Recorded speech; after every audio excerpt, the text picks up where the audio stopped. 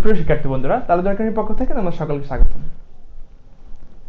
আজকের ভিডিওতে আমরা আলোচনা করব যে সংক্ষিপ্ত সিলেবাসটা যে পাবলিশ হবে, সেটা পাবলিশ হওয়ার পর তোমাদের কি কি পদক্ষেপ নেওয়া লাগবে যাতে তোমরা A+ পাবে। কারণ দীর্ঘ 1 বছর ধরে SSC এবং HSC দুইটি ক্যাটাগরির শিক্ষার্থীরাই আসলে দুইটি কেন পুরো শিক্ষা প্রতিষ্ঠান সব কিছুই বন্ধ, তাই কেউই আসলে সেরকমভাবে পড়াশোনার সাথে সংযুক্ত না। তো দীর্ঘ 1 বছরের ছুটি কাটিয়ে তোমরা আবার স্কুলে ফিরছো বা কলেজে ফিরছো, কিন্তু সেই সময়টাকে কীভাবে কাজে লাগাবে যাতে তোমাদের SSC এবং HSC রেজাল্টগুলো ভালো হয়। তো আমরা আজকে ভিডিওতে সেটি আলোচনা করব এবং কোন 5টা টিপস ফলো করলে তোমরা ভালো রেজাল্ট করবে সেটি দেখার জন্য ভিডিওটি না টেনে সম্পূর্ণ দেখতে হবে অবশ্যই। আর ভিডিওটি বেশি বেশি বন্ধুদের মধ্যে শেয়ার করে দাও যাতে তোমার বন্ধুরাও দেখে উপকৃত হতে পারে। তো চলো শুরু করা যাক।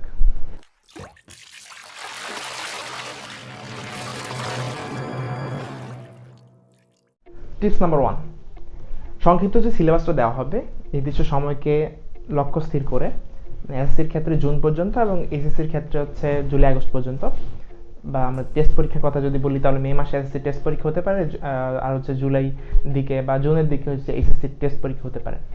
তো সেই সময়ের জন্য যে সিলেবাসটা দেওয়া হবে সেটাকে আসলে পুরোটা পড়তে হবে, যার সিলেবাসে কোন কোন অধ্যায় দেওয়া আছে, কোন কোন বিষয়ের জন্য সিলেবাস দেওয়া হয়েছে, কোন কোন অধ্যায় আমাকে পড়তে হবে, সেই সব অধ্যায়গুলোকে আগে পড়ে নিতে হবে। যে পুরো সিলেবাসটা, আমি যেটা বলতে চাচ্ছি যে পুরো সিলেবাসটা আগে নিজের আয়ত্তে নিয়ে আসতে হবে। যে আমার এই সিলেবাস, আমার মেইন বইয়ে 11টা অধ্যায় ছিল বা 10টা অধ্যায় ছিল, এখান থেকে আমাকে এই সংক্ষিপ্ত সিলেবাসে 3টা অধ্যায় বা 4টা অধ্যায় দেওয়া হয়েছে, এই 4টা অধ্যায়ের উপর আসলে কিন্তু পরীক্ষা হবে। তোমরা যদি কেউ পুরো বইটা পড়তে যাও, পুরো বই থেকে কোনো প্রশ্ন হবে না, কারণ সংক্ষিপ্ত সিলেবাস মানে হচ্ছে যে সিলেবাসটা দিবে সেই সিলেবাসের উপরে পরীক্ষা হবে। যদি 4টা অধ্যায় থাকে একটা বিষয়ে, সেই 4টা অধ্যায় থেকে পরীক্ষা হবে। যদি 5টা থাকে তাহলে ওই 5টা অধ্যায় থেকে পরীক্ষা হবে।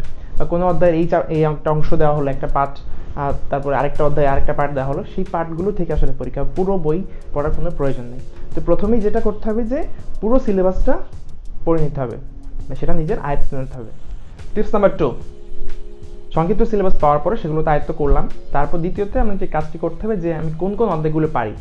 সংক্ষিপ্ত সিলেবাসে কতগুলো অধ্যায় দেওয়া হলো, সেই অধ্যায়গুলোর মধ্যে কোন কোন অধ্যায়গুলো আমার বিগত এই 1 বছরে পড়া হয়ে গেছে, সেই অধ্যায়গুলো বাদ রেখে, মানে সেই অধ্যায়গুলোকে আমি সিলেক্ট করে দিলাম।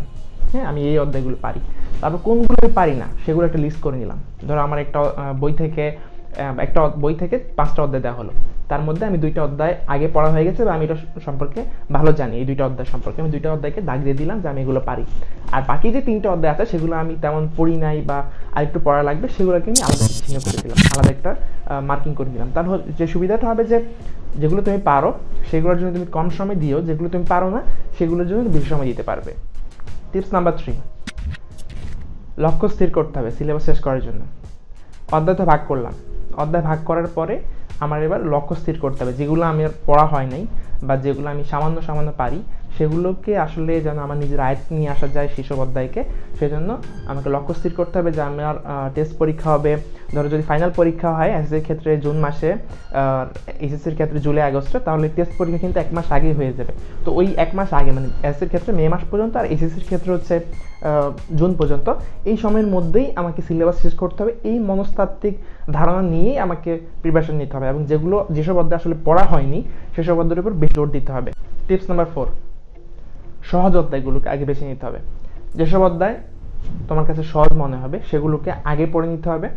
যেগুলো পড়া হয়ে গেছে সেগুলোর মধ্যে যেগুলো সহজ আছে সেগুলো যদি হয় তাহলে সেগুলোকে আগে, বা যেগুলো পড়া হয়নি সেগুলোর মধ্যে যেগুলো সহজ আছে, যেসব অধ্যায় সহজ আছে, যেসব টপিকসগুলো সহজ থাকবে সেগুলোকে আগে শেষ করতে হবে। নেক্সটে শেষ করতে হবে যেগুলো একটু তুলনামূলক একটু কঠিন সেগুলোকে পরে ক্যাটাগরাইজ করতে হবে। এভাবে সহজ থেকে শুরু করে মধ্যম, তারপর হচ্ছে একটু কঠিনের দিকে যেতে হবে। প্রথমে শুরুতে যদি কঠিনের দিকে চলে যাও তাহলে কিন্তু তুমি পরীক্ষার জন্য ডিপ্রেশনে চলে যাবে, তাহলে আসলে তোমার যেই মেন্টাল প্রিপারেশন সেটা কিন্তু ঠিকভাবে হবে না।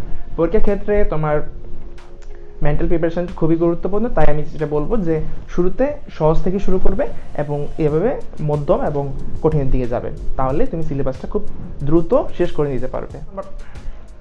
টিপস নাম্বার 5, এবার আমাকে যে করতে হবে যে সিলেবাসের মধ্যে আমি কোন টপিকগুলোতে কাঁচা বা কোন টপিককে আমি যদি বাসায় প্র্যাকটিস করি তারপরে পারবো না, সেক্ষেত্রে যেটা করতে হবে যেসব টপিক তুমি পারো না সেগুলোকে আলাদা একটা খাতায় নোট ডাউন করে নিতে হবে প্রত্যেকটা বিষয়ের জন্য। তখন তোমার স্কুলে শ্রেণী শিক্ষকের কাছে সেই বিষয়ে সাহায্য চাইতে পারো, বা তোমার বাসায় কোনো বড় ভাই বোন থাকলে তাদের সাহায্য চাইতে পারো, বা সেক্ষেত্রে তোমার কোনো প্রাইভেট টিউটরের কাছেও প্রাইভেট পড়তে পারো যে এসব টপিকগুলো আমার আয়ত্তে নেই বা আমি ভালো বুঝি না, তাই আপনার শরণাপন্ন হলাম। সেটা করলে যেটা সুবিধা হবে যে তুমি বাসায় বসে যে সময়টা দিবে, ধরো তুমি বাসায় বসে যদি 5 ঘন্টা সময় দিয়ে যে টপিক্সটা তুমি শিখবে, সেটা কিন্তু কোনো যদি এক্সপার্টের কাছে যাও, তার কাছ থেকে তুমি 10 থেকে 15 মিনিটের মধ্যে সেই টপিক্সটা শিখে নিতে পারবে। তাহলে কিন্তু তোমার সময় সেভিং হলো, কারণ আমাদের এই সংক্ষিপ্ত সিলেবাসে খুবই কম সময় দেওয়া হবে এবং কম সময়ের মধ্যেই সিলেবাসটা শেষ করা হবে। তো তোমরা এটা মাথায় রাখবে যে তোমার যে সিলেবাসটা দেওয়া হবে সেই সিলেবাসটা আসলে ওই এসএসসির ক্ষেত্রে জুন পর্যন্ত এবং এইচএসসির ক্ষেত্রে জুলাই আগস্ট পর্যন্ত, এর থেকে কিন্তু বেশি সময় আর নেওয়া হবে না। কারণ আমরা জানি যে বন্ধের পরিসীমা জানুয়ারির 31 তারিখ পর্যন্ত করা হয়েছে, আর বাংলাদেশের করোনার টিকাকরণ শুরু হবে জানুয়ারির 26 তারিখ থেকে। তার মানে এটা মোটামুটি নিশ্চিত যে ফেব্রুয়ারি 1 তারিখ থেকে যারা এসএসসি পরীক্ষা দিবে 21 সালে এবং যারা এসএসসি পরীক্ষা দিবে তাদের জন্য বিদ্যালয় এবং কলেজ খুলতে যাচ্ছে। তবে এটা পুরোপুরি নিশ্চিত না, তবে অনুমান করা যাচ্ছে যে ফেব্রুয়ারি 1 তারিখ থেকে তোমাদের জন্য, অন্য কারোর জন্য না হলেও তোমাদের জন্য স্কুল খুলতে যাচ্ছে।